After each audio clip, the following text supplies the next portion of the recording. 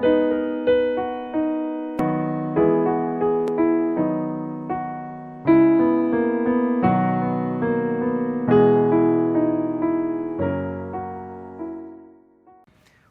el título del sermón es El llamado a la batalla.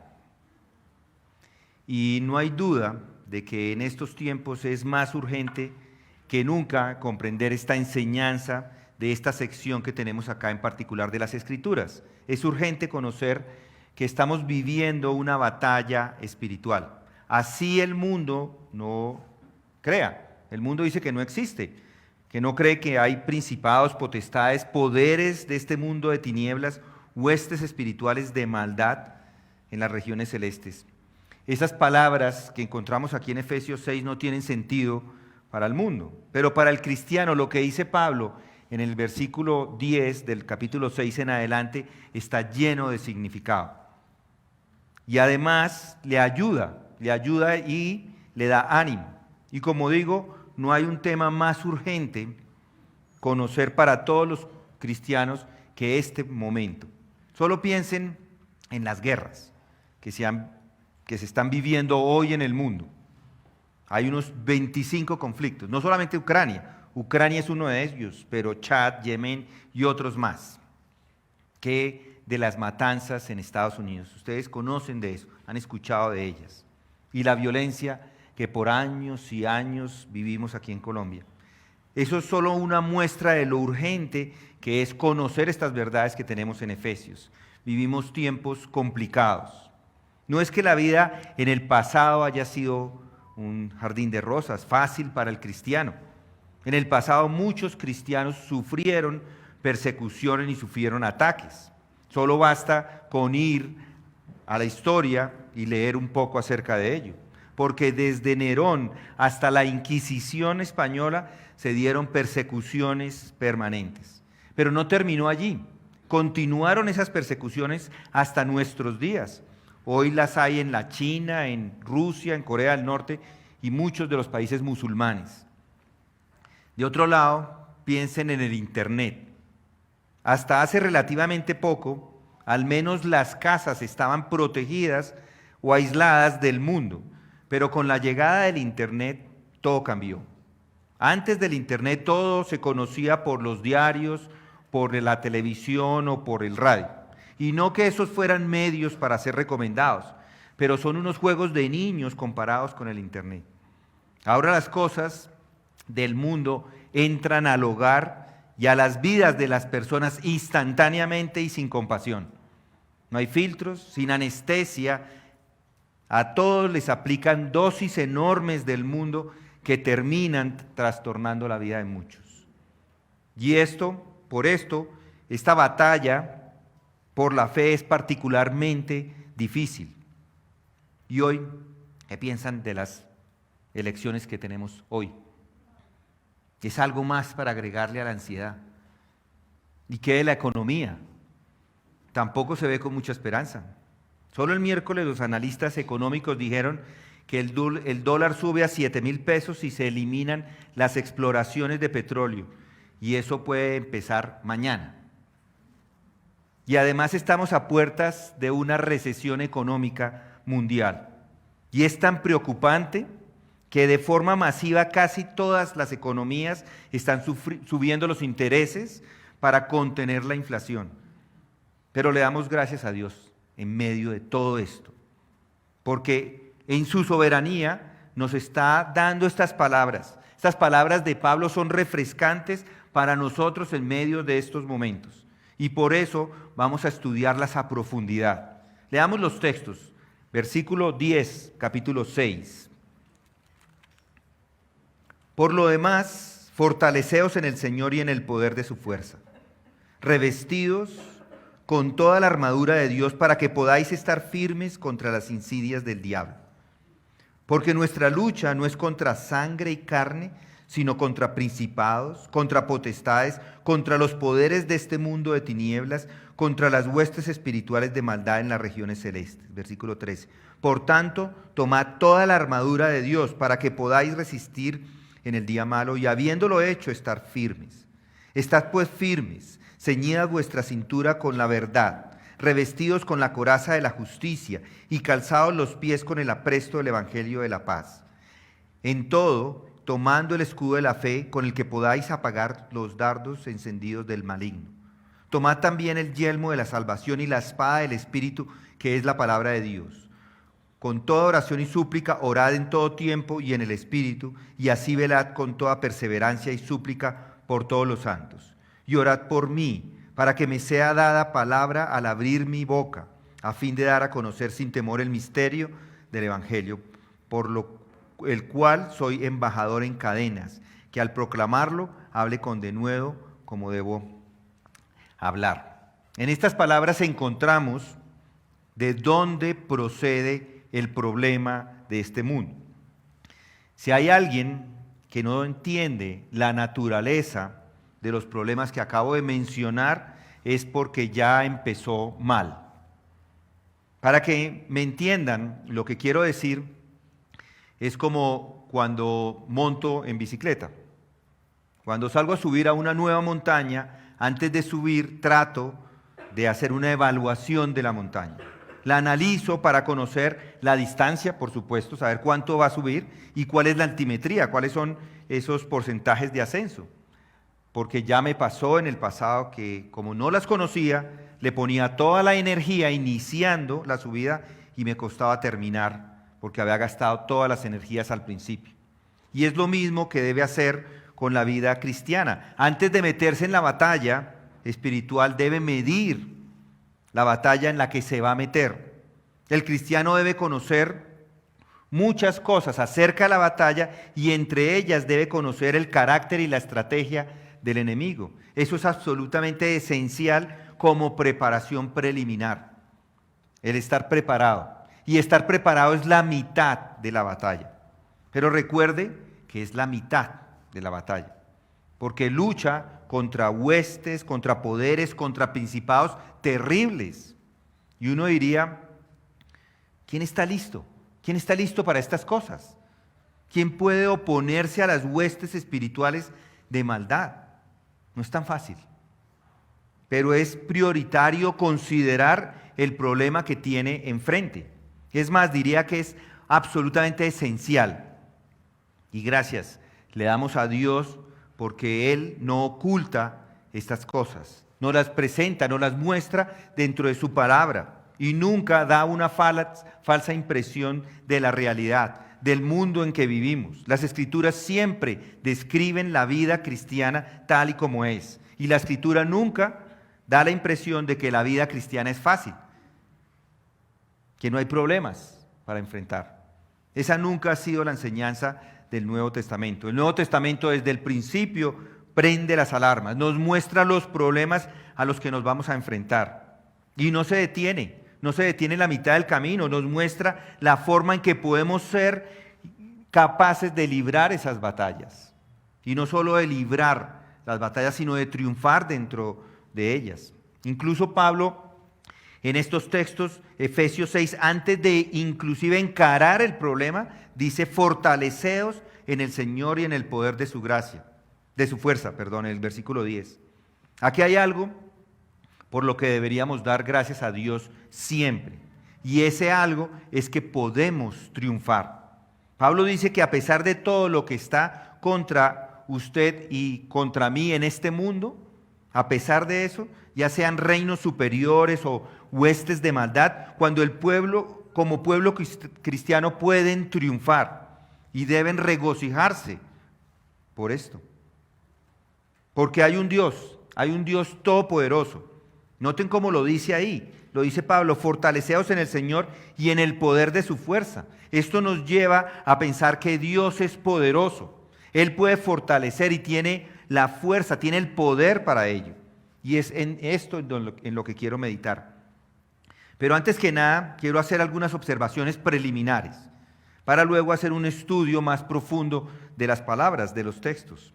En primer lugar, noten el versículo 10. Dice, fortaleceos en el Señor y en el poder de su fuerza.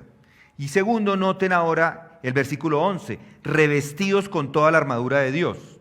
La primera observación es que las dos afirmaciones están unidas con superglue, están unidas y no se pueden separar.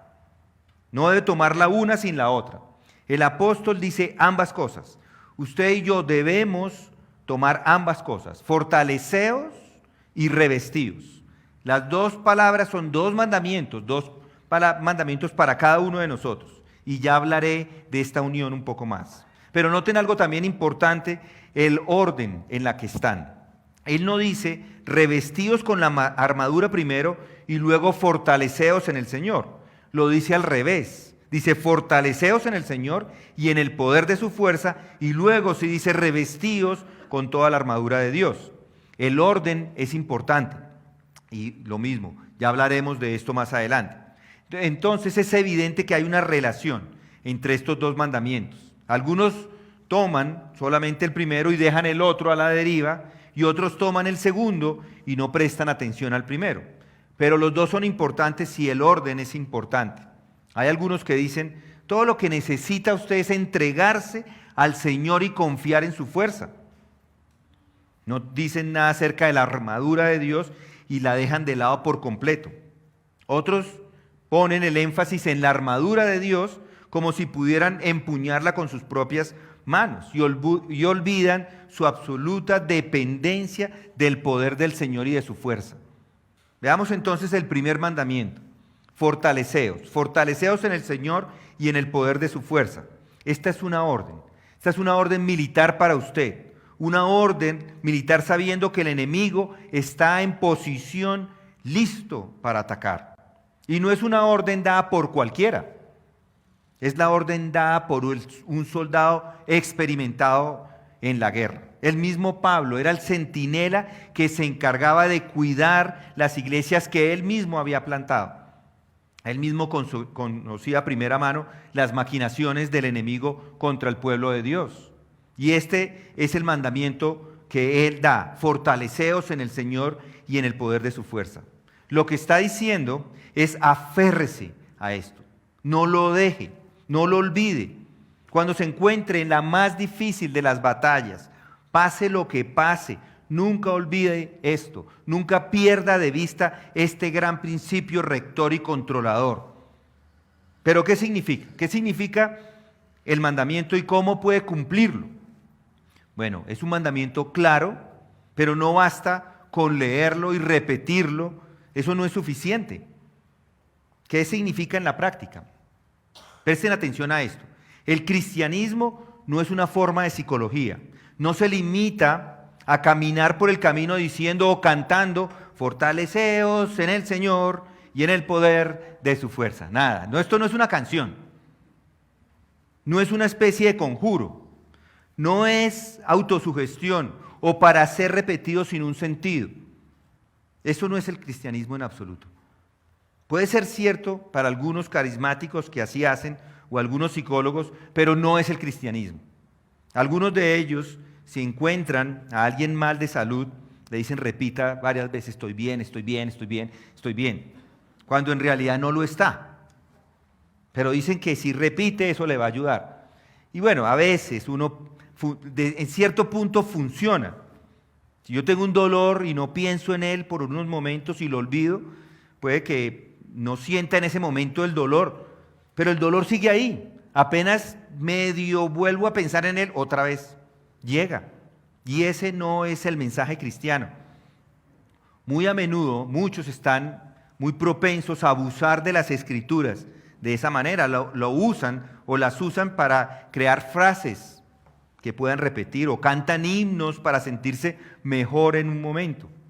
Pero la pregunta que uno se debe hacer o que debe hacer esa persona es: ¿cómo resiste entonces las tentaciones cuando está solo, cuando no piensa en ninguna canción, cuando no puede repetir nada, no se acuerda de nada? ¿Cómo va a ser ahí? No es cantando. Eso es convertir las escrituras en una droga, en algo que le da un alivio temporal sin que sepa cómo o por qué. Y el efecto tampoco dura. Le puede dar una sensación temporal de satisfacción, pero le falla cuando está en lo más duro, cuando está en ese calor de la batalla. ¿Cuál es entonces la verdadera aplicación del mandamiento que nos da aquí el apóstol? Lo primero es, entonces, si está tomando notas, es tener en cuenta la necesidad de fortalecerse debido a ese poder del enemigo. Fortalecerse porque el enemigo es poderoso. Nunca subestime el poder del enemigo. La Biblia siempre nos llama a no subestimar al enemigo y darnos cuenta de que él es poderoso. Como dice Pedro, es como león rugiente buscando a quien pueda devorar. Es tan peligroso que el mismo arcángel Miguel no se atrevió a hablarle a la ligera. Cuando el arcángel Miguel contenía con el diablo y disputaba acerca del cuerpo de Moisés, no se atrevió a proferir juicio de maldición contra él, sino dijo: que el Señor te reprenda. Judas 9. El enemigo es terriblemente poderoso y lleno de artimañas y de astucia y de sutileza. Incluso puede transformarse en un ángel de la luz. 2 Corintios 11:14. Y además de saber que es poderoso, es un enemigo poderoso, debe entender que él está en control de este mundo y vivimos días malos. Aunque la vida cristiana, en un sentido, es siempre el mismo tipo de vida, hay variaciones y hay días malos. Hay algunos días que son peores que otros, pero todos, podemos decir, son días malos. En la actualidad estamos viviendo un día muy malo. Es tan malo. Es malo en todos los aspectos, no solo por las tensiones internacionales, todo lo del LGBTIA+, cada día le ponen algo más. La matanza de los bebés en el vientre, hay una maldad generalizada. Es un día malo, porque el mal y el pecado están poderosamente organizados y profundamente arraigados en esta sociedad. Es un día malo debido a la confusión que hay inclusive en la iglesia. A veces la iglesia parece negar no solo el evangelio, sino negar al mismo Dios. No es fácil ser cristiano en este momento cuando hombres en las iglesias están acomodando sus discursos a las tendencias del mundo. Muchos no tienen claridad en las verdades y por esto los cristianos están confundidos. Y por esto, al mismo tiempo, el diablo está ocupado y activo, creando más incertidumbre sobre qué es la fe y produciendo esta confusión total. Indudablemente vivimos en un día muy malo. Y si ha de estar firme en este momento, un momento como este, solo hay un camino. Y es el camino que el apóstol nos enseña aquí. Necesita este poder y toda la armadura de Dios y entonces serán capaces de estar firmes. Gracias a Dios le damos porque tenemos esas escrituras enfrente de nosotros. Aunque la confusión es terrible, aquellos que creen en la verdad pueden mantenerse firme. Usted puede mantenerse firme. No se desanime, no se deje engañar. Puede que esté solo, tal vez, pero aún todavía puede capacitarse para estar firme a pesar de que los días son malos, que son cruelmente malos, viles y sucios. Y estas razones deberían animarle a todos, deberían animarle a buscar esta fuerza y este poder. Por ejemplo, cuando falla y cae en el pecado se vuelve miserable e infeliz. Eso le pasa a los cristianos. Pero para salvarse de esa miseria, que es la consecuencia de ese fracaso, fortaleceos en el Señor y en el poder de su fuerza. Fortaleceos porque el Señor es el que le fortalece. Son individuos que han sido salvos y son unidad, y ya no son unidades aisladas. Son miembros del cuerpo de Cristo. Le pertenece a Él, son parte de la familia de Él y a pesar de los días malos, pertenece a su iglesia. Recuerde esto siempre. El Señor Jesucristo dijo que no se avergüenza de llamarlos hermanos, Hebreos 2:11. Y recuerde también que Dios no se avergüenza de ser llamado Dios de ellos, Hebreos 11:16. Dios está sobre ustedes. El nombre de Cristo está sobre ustedes. Son cristianos. Son cristianos, quiere decir que Cristo está sobre ustedes. ¿Por qué debería ser fuerte? Por Él. En cierto sentido, esto es un pensamiento alarmante y sin embargo es una de las verdades más gloriosas que todos nosotros podamos darnos cuenta por nosotros mismos. Que Dios es poderoso, Padre, Hijo y Espíritu Santo, está sobre usted. No son individuos aislados, son parte de este gran y poderoso ejército. En la historia de la independencia de Colombia, hay hazañas que protagonizaron hombres para garantizar la independencia de nuestra patria. En la batalla del Pantano de Vargas, el libertador Simón Bolívar le dijo a Rondón, cuando ya creía haber perdido la batalla, le dijo: salve usted la patria, coronel Rondón. Este hombre, este jinete de caballería, cumplió heroicamente con sus 14 lanceros su mandato. ¿Qué tal si esto lo multiplica por cada uno de ustedes? Cada uno sale a batallar con todas sus fuerzas, no solo para lograr, y no es para lograr la independencia política, pero sí la liberación de la condenación de todos los pecadores. Mis hermanos, esto no es solo para que pueda vivir una vida feliz, esto es para la gloria de Dios. Aprenda a mirar las cosas desde el punto de vista de la iglesia del Dios vivo. Aprenda a verse como un soldado de este gran ejército en medio de días malos. Piense en aquel que es el capitán y líder de la salvación. Y recuerde que le pertenece a él y que cualquier cosa que le suceda inevitablemente también lo va a involucrar a él. Por eso fortaleceos en el Señor y en el poder de su fuerza. El mundo es muy infeliz. Los hombres y las mujeres no saben qué hacer, no saben a dónde acudir. Cuando ven a alguien que está tranquilo, firme, en medio de las circunstancias, alguien que no está completamente desconcertado en un momento como este, alguien que parece que tiene la idea, parece que sabe qué es lo que está haciendo. ¿Qué es esto?, se preguntan. ¿Cuál es el secreto de esta persona? Bueno, están fortalecidos en el Señor y en el poder de su fuerza. Son personas que no se dejan llevar por el diluvio. No hace las cosas porque todos los demás las están haciendo. Tiene principios propios y están listos para defenderlos y sufrir por ellos en medio de estos días. Ese ha sido a menudo el medio para llevar el evangelio, despertar a otros inclusive con el testimonio, convencerlos de pecado, hacer que comiencen a preguntarse por Dios. En su vida diaria, cualquiera que ella sea, su vida terrenal, todos viven en algún tipo o todos vivimos en algún tipo de círculo.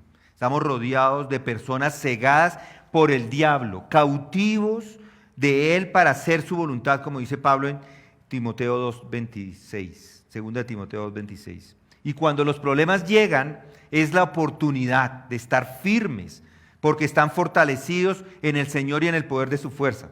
Por eso pueden llamar la atención y abrir la oportunidad para el evangelio del Salvador nuestro, el Señor Jesucristo. En segundo lugar, además de conocer de que el enemigo es malo, muy malo, que es un enemigo muy fuerte, en segundo lugar tiene que darse cuenta de que usted es débil, de su propia debilidad y de la necesidad de la ayuda. Esa es la presuposición detrás de lo que el apóstol está diciendo aquí. Por eso necesita fortalecerse y depender de su fuerza. Entonces, primero, no solamente está preocupado por el poder del enemigo, sino que está igualmente preocupado por su propia debilidad y por su propia falta de fuerza. Y de nuevo, la mejor manera de darse cuenta de su impotencia es entender algo del poder del enemigo. Hay una gran enseñanza que encontramos en las Escrituras que nos llevan a ese conocimiento y la encontramos en Génesis. Allí Adán, un hombre sin pecado y perfecto, un hombre que se enfrenta al diablo y a sus artimañas. Aunque Adán era perfecto, y había vivido una vida de comunión con Dios, cayó fácil. La sutileza del enemigo engañó a Adán y cayó. Cuando el diablo lanza su ataque, que es el hombre, incluso el hombre perfecto, hecho a la imagen de Dios, para resistirse. Adán cayó. Y si Adán, en ese estado de perfección, cayó, ¿quiénes somos nosotros para estar firmes? Pero vayamos más allá. Los santos del Antiguo Testamento, a todos ellos, los patriarcas, los reyes piadosos, los profetas, todos cayeron. Ninguno de ellos pudo estar firme frente al diablo.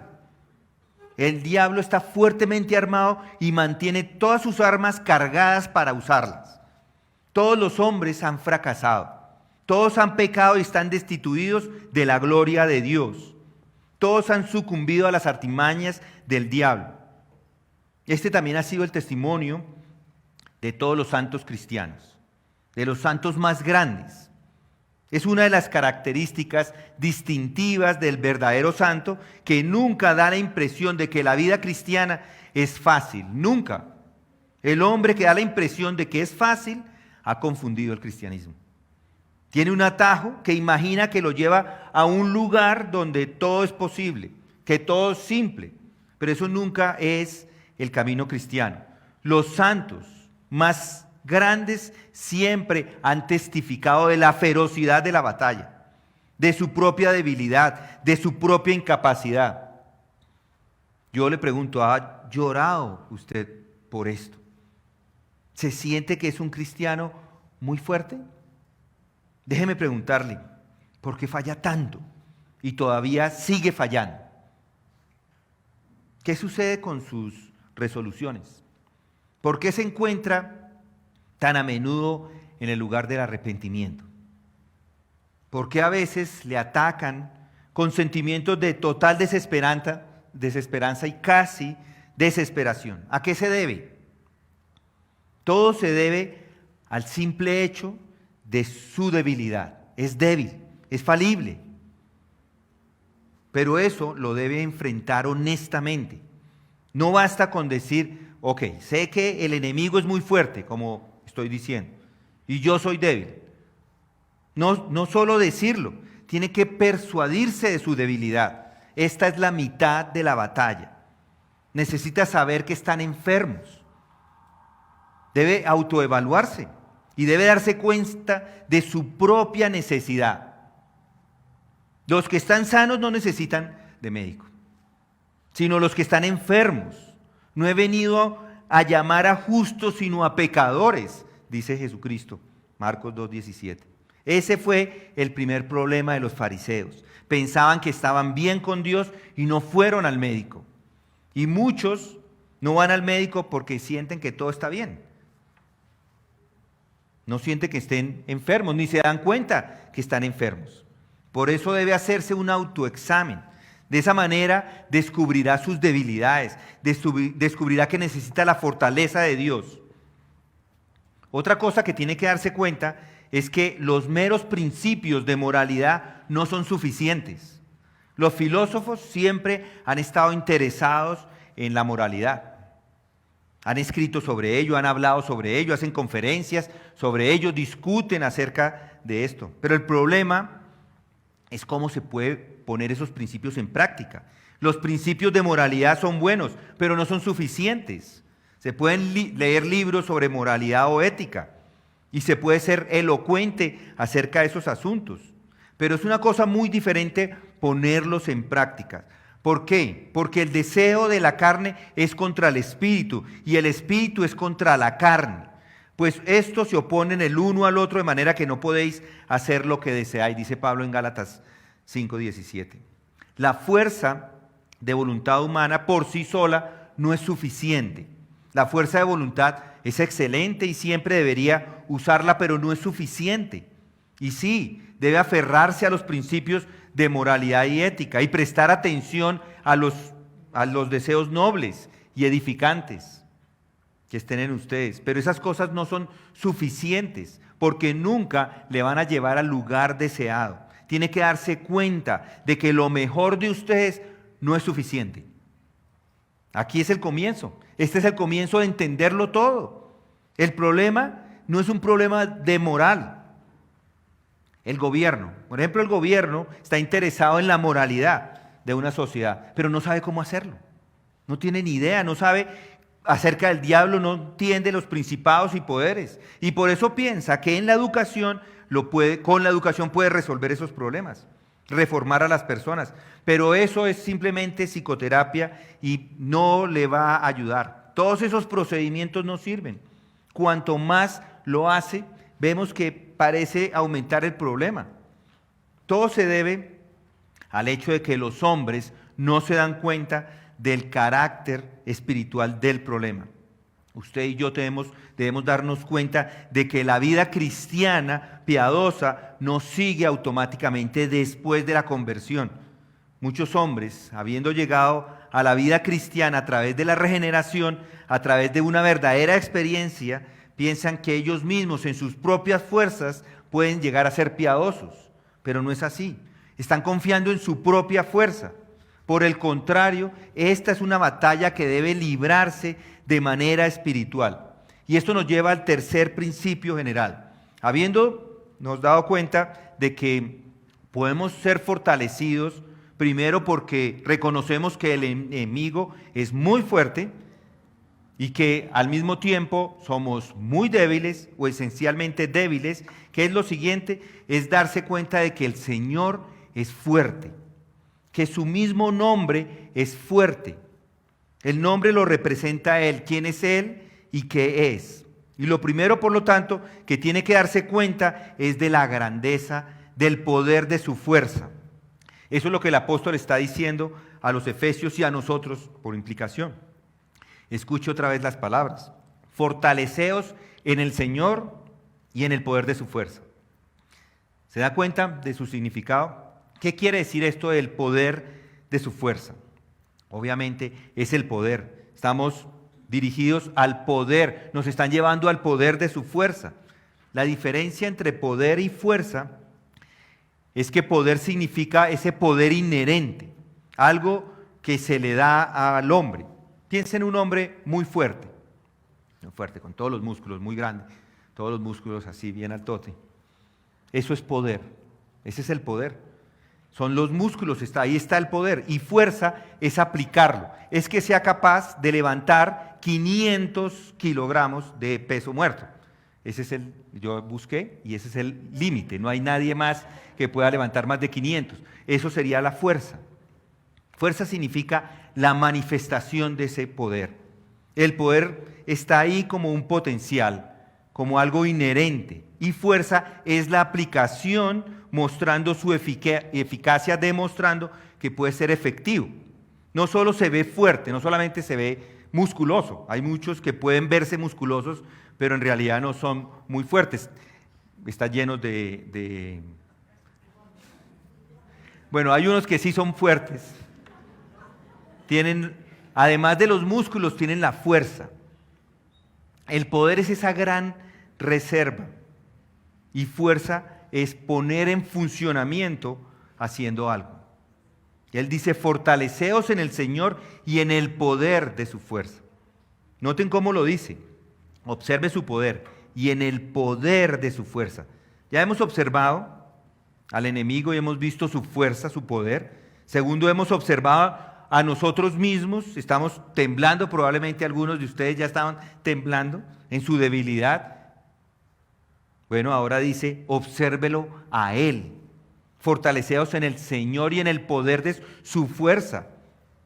Para ser fuertes en el Señor, debe recordar el poder de su fuerza.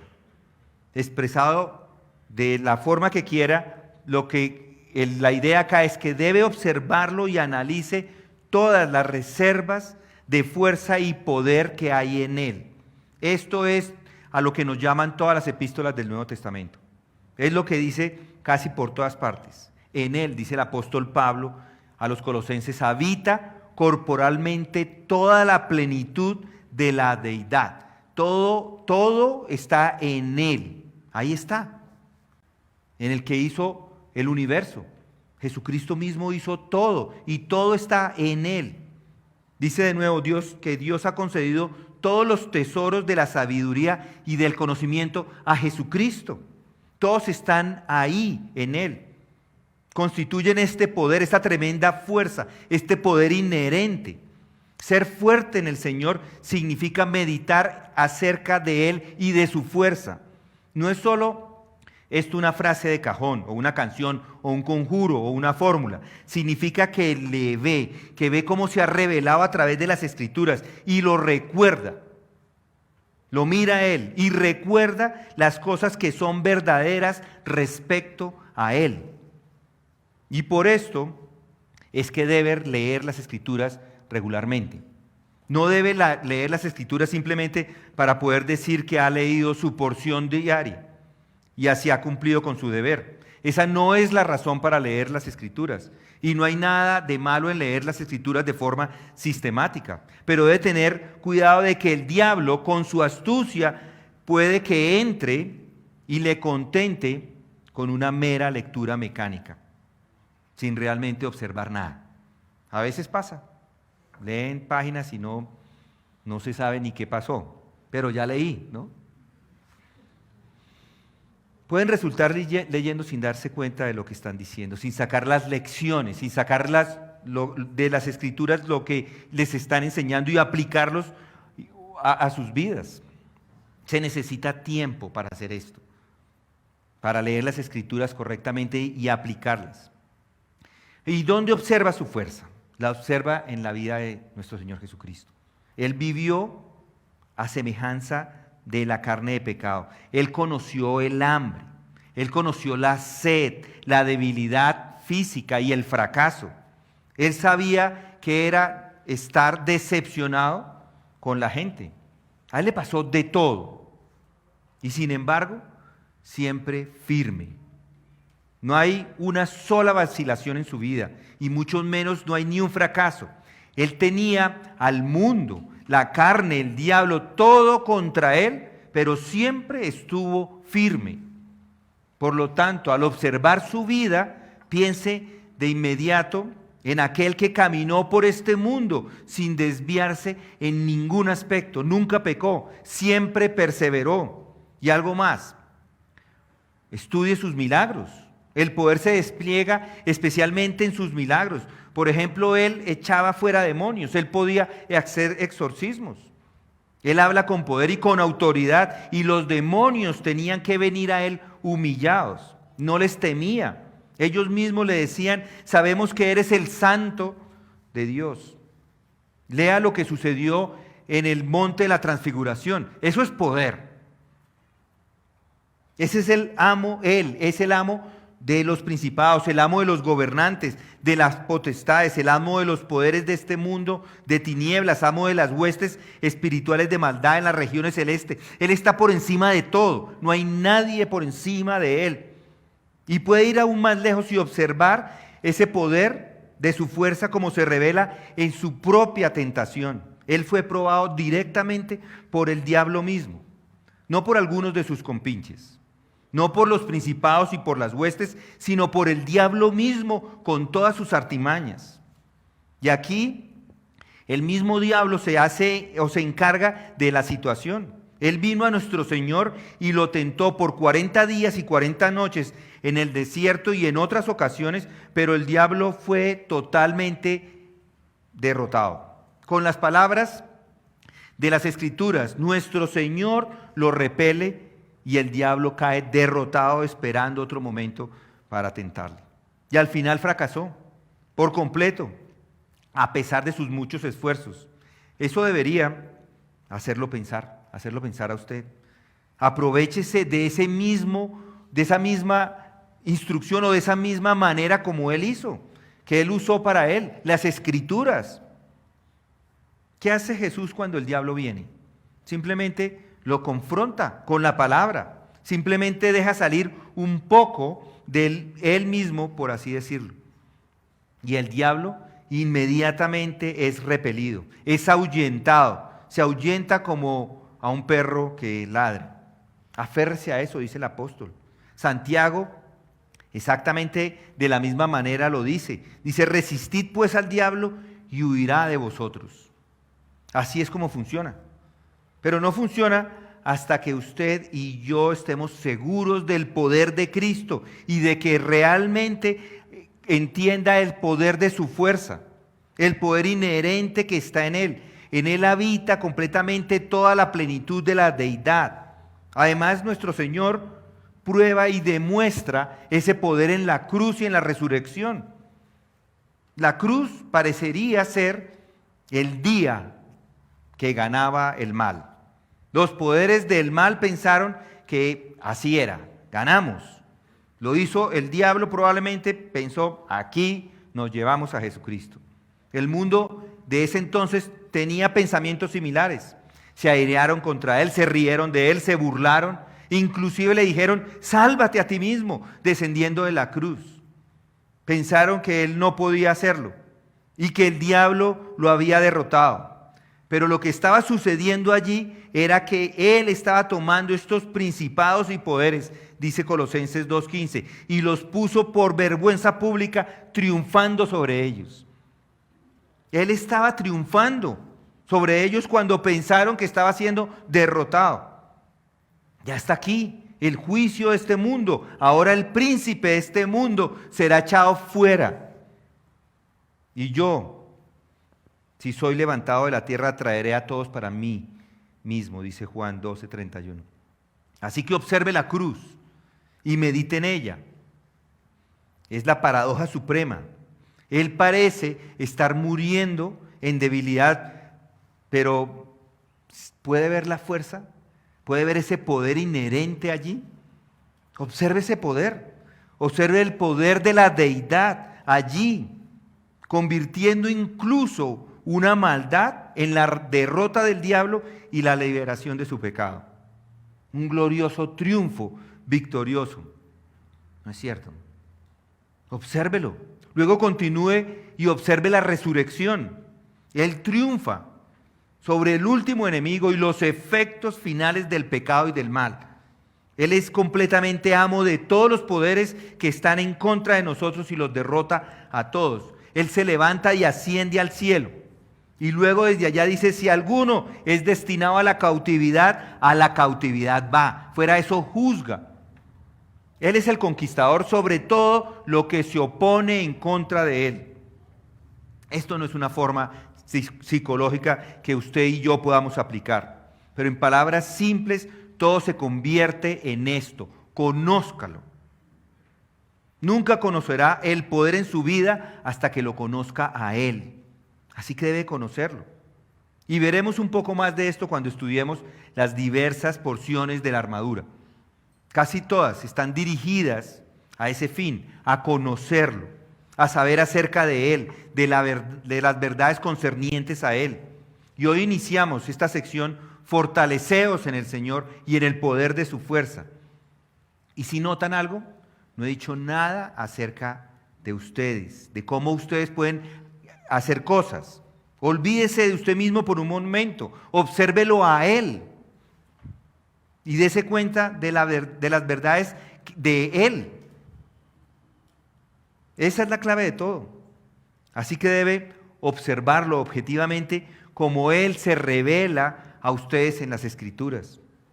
Deben darse cuenta de que pertenece a aquel que es el Señor y que toda la plenitud de la deidad está en Él, que hay poder invencible en Él y que es un poder y una fuerza que no solo es poderosa, sino que también es real. Se manifiesta en su nombre y también en cada uno de nosotros, de ustedes y yo. Así que comience a observar esta palabra salvadora que les permite incluso en este día malo estar firmes, resistir, les permite ser fuertes, luchar en la batalla del Señor y traer honor y gloria a su gran y santo nombre. Vamos a orar. Padre, gracias te damos porque tu palabra es viva y eficaz y nos ha en ella mostrado nuestra dependencia de ti, Señor. Tenemos que reconocerlo. A veces pensamos que el enemigo es simplemente un nombre cuando nos muestra en tu palabra que eres fuerte, es mañoso, tiene artimañas y hace cosas terribles para destruir a sus hijos, a tus hijos. Al mismo tiempo, Señor, a veces nos creemos muy fuertes y fortalecidos y no lo somos, Señor. Por eso venimos a ti, a mirarte a ti, a que sea esa fuerza tuya la que nos fortalece a nosotros. Te lo pedimos en el nombre de Cristo Jesús. Amén.